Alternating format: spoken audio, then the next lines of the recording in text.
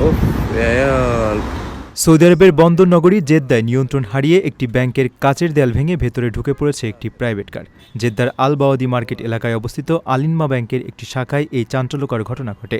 আকস্মিক এই দুর্ঘটনায় ব্যাংক কর্মকর্তা, গ্রাহক এবং ওই এলাকায় উপস্থিত সাধারণ মানুষের মধ্যে তীব্র আতঙ্ক ছড়িয়ে পড়ে। دخل جوه البنك. সামাজিক যোগাযোগ মাধ্যমে ছড়িয়ে পড়া ঘটনার একটি ভিডিও থেকে দুর্ঘটনার দৃশ্যপট সম্পর্কে ধারণা পাওয়া গেছে। সেখানে দেখা যায় একটি সেডান গাড়ি ব্যাংকের সামনের উন্মুক্ত চত্বর ও সিঁড়ি টপকে সরাসরি কাচের মূল ফটক ভেঙে ভবনের ভেতরে ঢুকে গেছে। দুর্ঘটনার পরপরই আশেপাশের উৎসুক মানুষ সেখানে ভিড় জমান।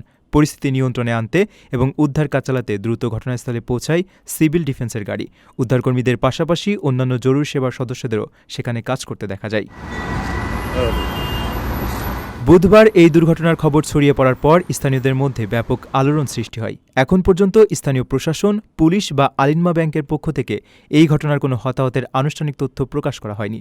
তবে গাড়িটি ঠিক কী কারণে নিয়ন্ত্রণ হারালো, এর পেছনে চালকের অসতর্কতা, হঠাৎ অসুস্থতা নাকি কোনো যান্ত্রিক ত্রুটি দায়ী তা খতিয়ে দেখতে তদন্ত শুরু হয়েছে। নিজের একটি স্বপ্নের ফ্ল্যাট এখন আর স্বপ্ন নয়। প্রবাসীর সিটিতে শুরু হয়েছে 6 বছর মেয়াদী সহজ কিস্তিতে ফ্ল্যাট কেনার দারুণ সুযোগ।